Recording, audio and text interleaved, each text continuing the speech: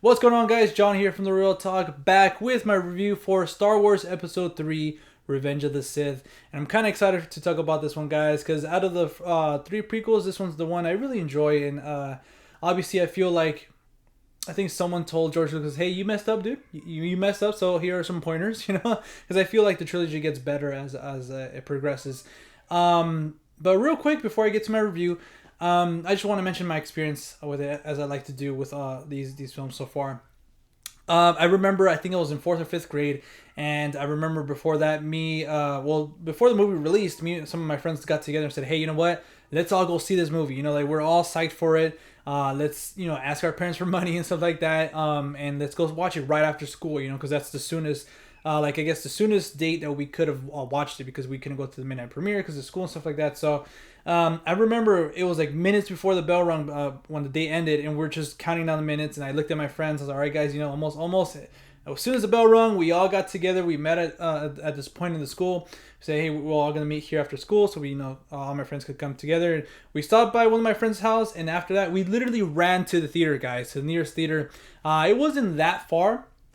But it was quite a distance, like when you're a child, If I were to put it like in car wise, like if you were to be able to drive from here to the nearest theater, probably like 5 minutes away or less. You just literally had to go up the street and then to the right, actually. So that from my friend's house. But we ran to the theater and we watched it. I had an incredible experience watching it with my friends. I remember the opening scene, and we could start with my review right now. The opening scene. Even when I saw it this time, I was just hooked. I don't know why. It's just a great scene. It was really well done, and right off the bat, you can tell that the CGI is way better in this one than the previous ones. Obviously, because technology got better and stuff like that. But I don't know. I just thought it was really well done, and I think maybe what was going on and stuff like that. For me, it just felt like Star Wars. Like they were on this crazy adventure to save Palpatine. And I think that's the thing. That's the thing that I actually felt like Star Wars, and I was like, what the heck? Like they were able to capture this, space battles and a little duel with the lightsabers and stuff like that. And R2D2 had his cool little moment, which was really fun to see him kicking other droids' ass. But yeah, I remember that scene in theaters was awesome.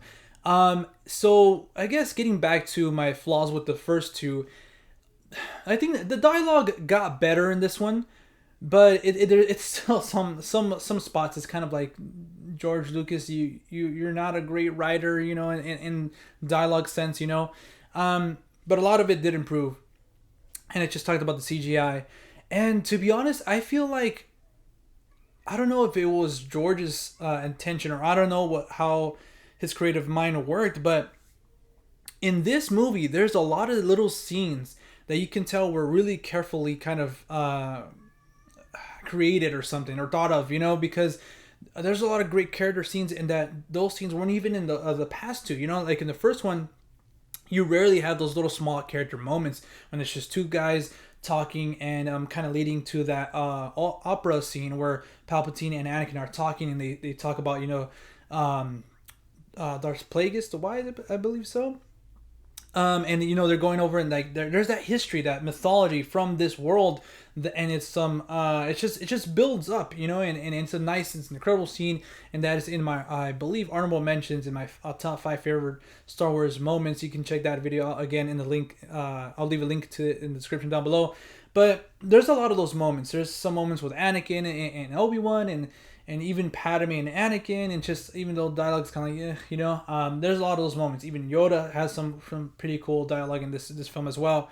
So I feel like George was like, you know what, let me do some more character driven things or something like that. That's why I think I enjoy this movie overall a little bit more, because you get to see these characters, and it's pretty cool to see.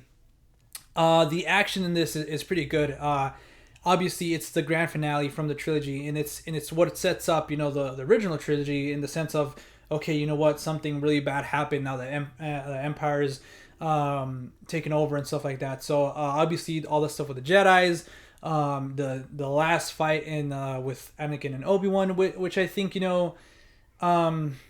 looking at it now, it's really well done. But I think that's the problem, that it's really, really well done. Like, I don't know how else to explain it. It's but I still like it, and I think John Williams' score, obviously in this one, I think in the throughout the original trilogy, I mean the prequel trilogy, he does a good job. But in this one, you get a lot of more emotional, I guess, driven music or something, because a lot of big things happen in this movie. So his score, thankfully matches that, and it gives us some. I remember I actually told my dad for my birthday. It's cool because for my birthday, that year that it came out, I got the movie on DVD and I got the soundtrack. My mom bought me the DVD and my dad bought me the soundtrack, so it was pretty cool.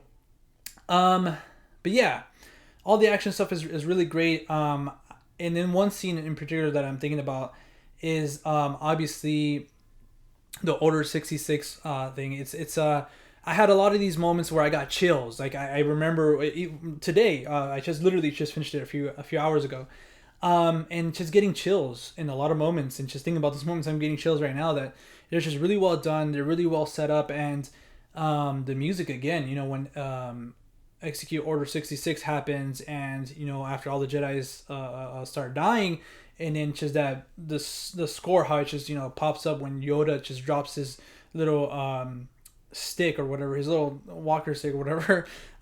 It's really emotional, and it gets you, and it's just like, damn, like this is some heavy stuff that just happened, you know, and it sucks. And I think that's the thing that this movie captures, that there's a lot of bad stuff happening, and I think it does it justice.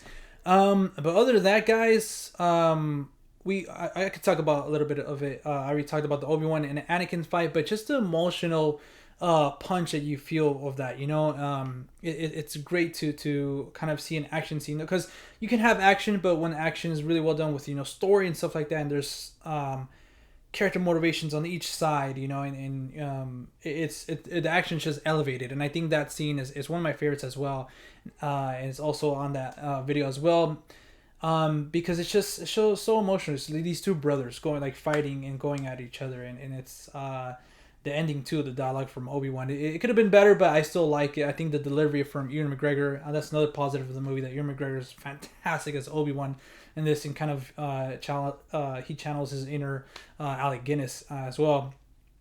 I feel like I'm all over the place, but it's just how I feel about Star Wars Episode 3, guys. It's just, for me, it's a great movie, and it's the best out of the prequels by a lot, you know.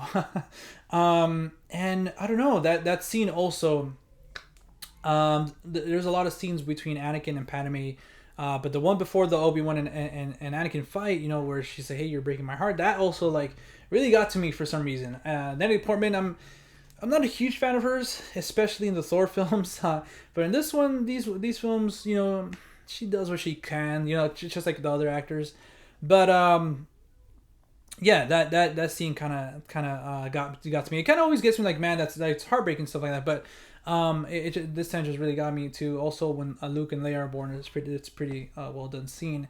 And one thing that really stood out, though, going back and revisiting these prequels, I always talked about this in my previous reviews, that there's a lot of CG and used for sets. Not a lot of practical sets are used. So it just really threw me off really bad at this time, when I think it's after what's his name,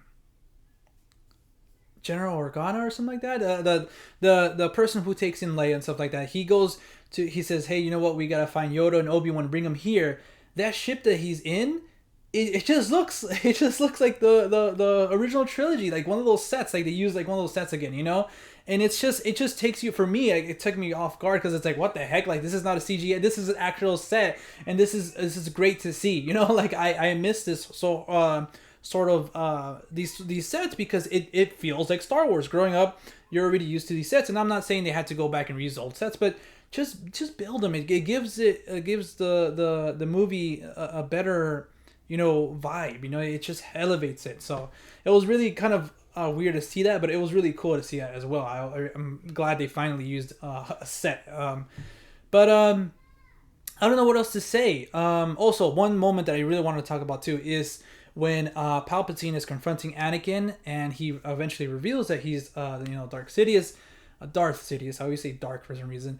I noticed that the music is playing, but all of a sudden it just stops playing until he actually reveals himself to him.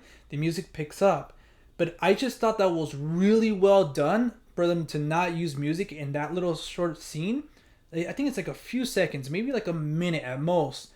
But I don't know why. It just was awesome to see. That was like a perfect thing that I've never realized and picked up. It just gives that scene just more of a, I guess it's more tense because of that for some reason. Usually it's more tense because of the music, but this time there's no music, and it just made it a little bit more tense. And I was like, wow, like that's really. I don't know whose shot that was. You know, hey, you know what? There should, you know, whose call it was to do that, but they should probably. Hopefully they got a raise or something. I don't know. I just wanted to mention that. That was really effective. But besides that, guys, I don't know what else to say about Star Wars Episode 3, Revenge of the Sith. And if I had to rate it, I think I'd give it an 8 out of 10. Yeah, I don't know. I think that's all I had to say for it. Okay, real quick though. The whole turn, I know I've talked to this with one of my good friends not too long ago, that he had a problem with Anakin's turn to the dark side, how it was so quick. For me, that's what I said about the second one, that it just, there's a few scenes in the second one that kind of go hand in hand with the third one and his turn, because it just really, when he turns in this one, I already know everything that's happened to him, and plus everything that's kind of been the Palpatine has kind of, you know, manipulated Anakin and kind of set up for him to fall in these traps and stuff like that, and so kind of, you know, saying, hey, you know what, this is the only way you can save Padme. But he's so obsessed to save Padme because of his mom and how he had the same vision, so he's convinced. And the emotional, I guess, the emotion that you get out of that scene in the second one, that where he loses his mother, that's what I brought back to this one and said, you know what, because of that, he doesn't want to feel that again. Obviously it was his mom, so now this girl that he loves, his wife, and he's gonna have this child, that he's gonna do anything to prevent that again. So that's why when they asked me, oh, do you think his turn was too quick, I didn't think so. I don't think so. It was. I think the two films go hand in hand. Even the first one too, how he kind of doesn't want to leave his mom and stuff like that, and just all these things. I don't know. It just. I don't think. In my opinion, I don't think the turn was too quick. But we'll end on that note, guys. But you guys know what to do. Let me know your thoughts on it, on the movie, in the comment section down below. And if you guys want to follow me outside of YouTube, you guys can at The Real Talk with 2Ks on Instagram and Twitter. And I'll see you tomorrow, guys, for my Star Wars A New Hope review. Hopefully I'll have that up for you guys tomorrow. And until next time, guys, I'll see you at the movies. Later.